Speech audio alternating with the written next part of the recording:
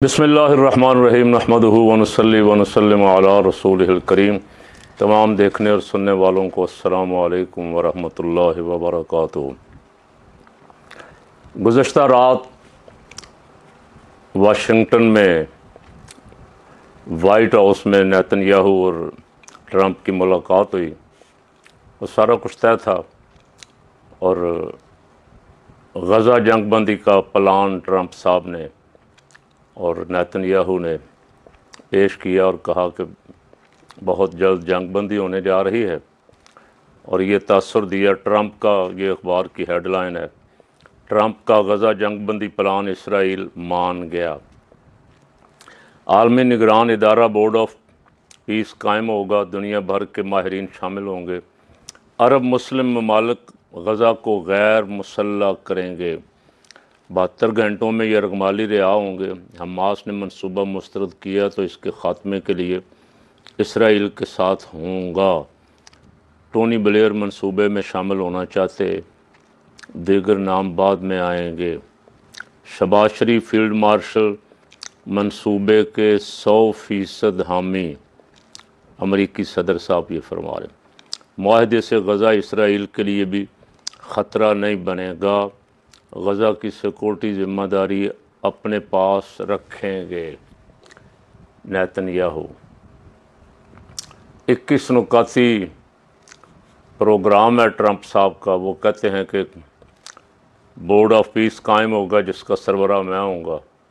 Netanyahu साहब फरमा रहे हैं कि इसकी सिक्योरिटी की निगरानी हमारे पास ही होगी।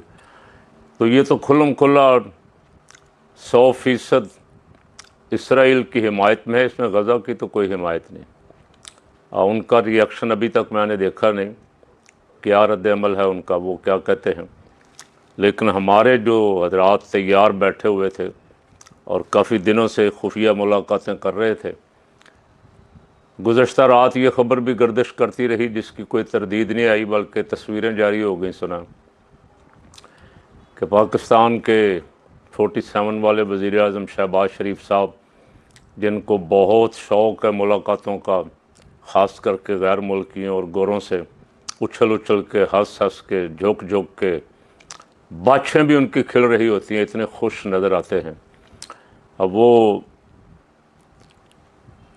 अमेरिकन कांग्रेस जूश के सदर से उन्होंने मुलाकात की है और उस सदर साहब ने उनका शुक्रिया अदा किया है इसराइली मंसूबों की हिमायत करने पर। यहाँ ये मेरे पास एक्सप्रेस अखबार है, उसमें भी वज़ीर आज़म साहब का बयान छपा। गज़ा के लिए ट्रंप मंसूबे का खैर मकदम, 2 रियासती तजवीज़ पर अमल ज़रूरी। 2 रियासती तो वो कोई मानने के लिए तैयार नहीं। वो तो कहते हैं हमारा बगल बच्चा बन के फ़लस्तीनी रियासत अगर हमारी एक कॉलोनी बन के रहना चाहे तो ठीक है, वगरना इसको ना तो कोई इख्तियार होगा, ना इसकी कोई फ़ौज होगी, ना इसमें कोई सिक्योरिटी फोर्सेस होंगी, ना कोई पुलिस होगी। हम ही सारा कुछ करेंगे, ये हमारे ग़ुलाम बन के रहें अगर रहना चाहते हैं तो। लेकिन आप 2 रियासती हल से पहले ही इतनी खुशामद कर रहे हैं, उछल उछल के, बल्कि ऐलान से भी पहले। मियाँ साहब, अभी तो ऐलान नहीं हुआ था मंसूबे का, आप उससे पहले ही तारीफ़ों के पुल बांध रहे हैं। आप ट्रंप पे और नेतन्याहू पे कुर्बान हो जा रहे हैं। आप खुदा के लिए कुछ सोचें कि आप किस मुल्क के सरबराह बनाए गए हैं। बने तो नहीं हैं, अवाम ने तो नहीं बनाया। जिसने भी आपको बनाया, आहिस्ता आहिस्ता अब सब कुछ खुल के बाहर आ रहा है कि आपको क्यों लाया गया था।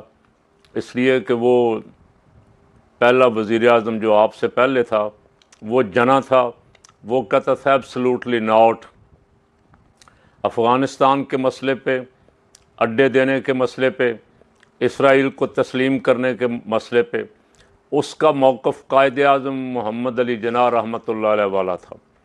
उसका मौक़िफ़ पाकिस्तानियों के दिल की आवाज़ थी। वो कमर जावेद बाजवा, वो भी खुशनुदी हासिल करना चाहता था उस वक्त जो बाइडन की, वो भी आपकी तरह वहाँ बेच बेच जा रहा था और साइफ़र पे उसने एक अच्छी भली चलती हुई हुकूमत को चलता किया और आपको ला के बिठा दिया। और उसका नतीजा अब कौम आहिस्ता आहिस्ता देखेगी, हर चीज़ खुल के बाहर आ जाएगी।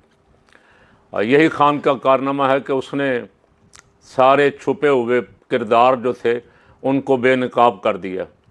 इसराइल नामंजूर, कभी हमारे यहाँ रैलियाँ निकलती थीं, जुलूस निकलते थे, अब खामोशी है। एक छोटा सा रद्द-ए-अमल आया जमात इस्लामी का, बाकियों का भी इंतज़ार आएगा, मैं उम्मीद करता हूँ इंशाअल्लाह। दीनी जमातें अपना मौक़िफ़ देंगी, और दीनी जमातों का मौक़िफ़ शुरू दिन से तो यही था। मौलाना फजलुर रहमान साहब ललकारते थे इमरान खान के दौर में, और इमरान खान को यहूदी बच्चा कहते थे, यहूदियों का एजेंट कहते थे। अब कौम मौलाना फजलुर रहमान के बयान का इंतज़ार कर रही है कि मौलाना निकलते हैं, कुछ रैली शैली, कोई जुलूस, कोई एहतजाज। बाकी जमातों का भी कौम इंतज़ार कर रही, दीनी जमातों को मुत्तहद होकर निकलना चाहिए। इस तरह दरून खाना हंगामे हैं क्या क्या, ये जो कुछ हो रहा है इसे ऐसे ही सर झुका के तस्लीम करना जवां मर्दी नहीं है। ऐ उलमाए किराम, ऐ उलमाए हक़, पाकिस्तान के साथ आप खड़े थे, आप इस्लाम के साथ खड़े थे। ये एक बहुत बड़ी साजिश होने जा रही है। अरब मुल्क तो पहले सारे मान गए हुए हैं। ये एक ड्रामा हुआ कतर में, और उस ड्रामे में फिटे मुँह भी नहीं कहा, कॉन्फ्रेंस की। इसराइल ने कतर पे हमला किया, उस पर कॉन्फ्रेंस बुलाई, हमारे साहब भी तशरीफ़ ले गए। क्या हुआ? कुछ भी नहीं करना कुछ नहीं। करारदादें पास करनी है, वो भी किसी काम की नहीं। अब उन्होंने चूँकि काम लेना है, और वो बहुत घाघ लोग हैं, उन्होंने काम लेना है, और उन्होंने दोनों को पहले बिठाया इक़्तिदार में, थपकी दी, और अब ये भी साथ आईना भी दिखाया कि तुम्हारी हैसियत कोई नहीं। एक को कहा तुम रिटायर्ड हो रहे हो, दूसरे को कहा तुम 47 पे हो, तुम्हारी हैसियत कोई नहीं है, लेकिन हमारी वजह से तुम चल रहे हो, हमारी मानोगे तो काम चलता रहेगा, हमारे साथ उरे परे करोगे तो फारिग होकर घर जाओगे। तो हमारे साहिबान तो हाजिर हैं, इक़्तिदार चाहिए, बाकी सारे मामलात जाएं भाड़ में, इक़्तिदार चाहिए हमारी काश गैरत का मुज़ाहरा होता। और ये अलानिया कहते कि हमारा मौक़िफ़ वही है जो कायद-ए-आज़म मोहम्मद अली जिन्ना रहमतुल्लाह अलैह का मौक़िफ़, हमारा मौक़िफ़ वही है जो पाकिस्तानी मुसलमानों की अक्सरियत का मौक़िफ़ है। अक्सरियत नहीं बल्कि सब। अब मैं अगर कहना भी चाहूँ तो 99% तो कह सकता हूँ, 1% होंगे, कोई 1% भी नहीं होंगे जो हामी होंगे, वो सिर्फ माल पानी खाने वाले ठेकेदार हैं या उनके एजेंट हैं, जिनको पीपल पार्टी से, नून लीग से खर्चा पानी मिलता है, जिनका काम चलता रहता है। वो कहते होंगे कि छड्डो जी पर और सारे अरबा ने तस्लीम कर लिया, तुसी भी कर लो, तुहानू की फ़र्क पैंदा। लेकिन गैरत है बड़ी चीज़ जहान तगो दो में, ये गैरत का मुज़ाहरा होना चाहिए। अब मैं बाकी तो सब कुछ छोड़ता हूँ, फिर इस पर बात करूँगा। दीनी जमातों से कह रहा हूँ कि आपको निकलना चाहिए, आपको गैरत का मुज़ाहरा करना चाहिए। इसराइल दुश्मन था, दुश्मन है, दुश्मन रहेगा।